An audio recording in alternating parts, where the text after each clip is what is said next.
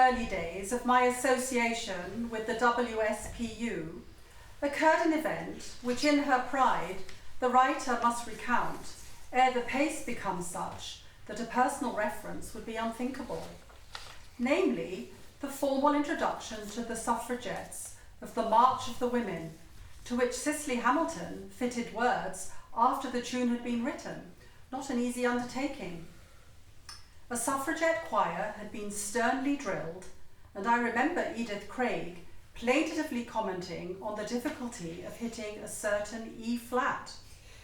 But it was maintained that the interval is a peculiarly English one, which is true, and must be coped with. We had the organ, and I think a cornet, to blast forth the tune, a system much to be recommended on such occasions.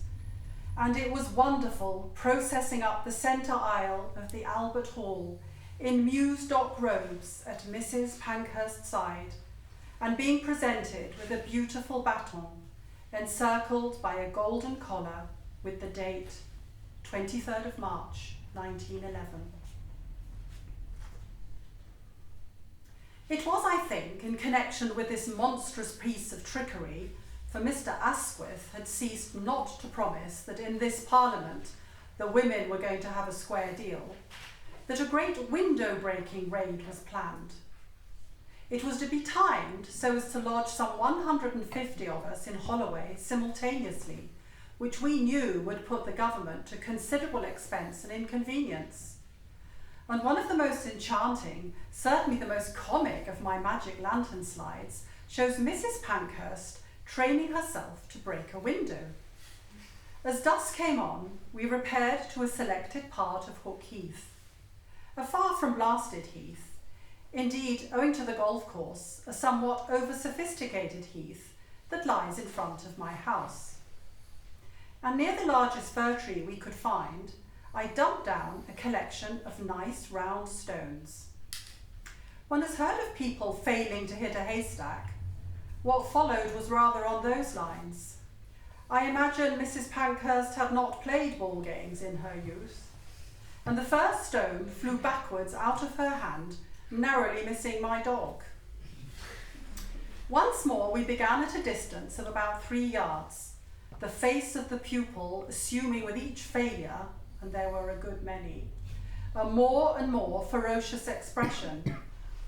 And when at last a thud proclaimed success, a smile of such beatitude, the smile of a baby that has blown a watch open, stole across her countenance, that much to her mystification, and rather to her annoyance, the instructor collapsed on a clump of heather, helpless with laughter. Alas, the lesson availed nothing. The Downing Street window selected by Mrs. Pankhurst was duly bombarded. I think she had 2 shots at it before they arrested her, but the stones never got anywhere near the objective. I broke my window successfully and was bailed out of Vine Street at midnight by wonderful Mr. Pethick Lawrence, who was ever ready to take root in any police station, his money bag between his feet, at any hour of the day or night.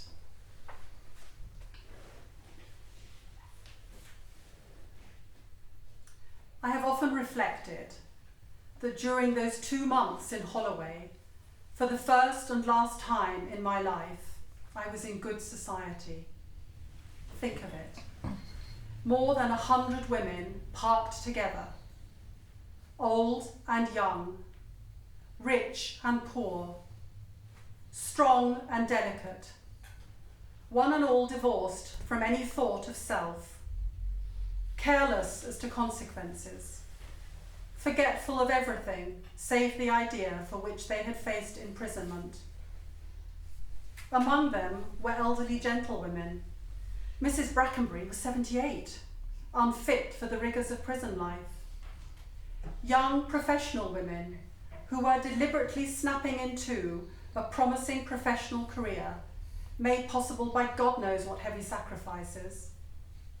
Countless poor women of the working class, nurses, typists, shop girls and the like, who had good reason to doubt whether their employers would ever take them back again.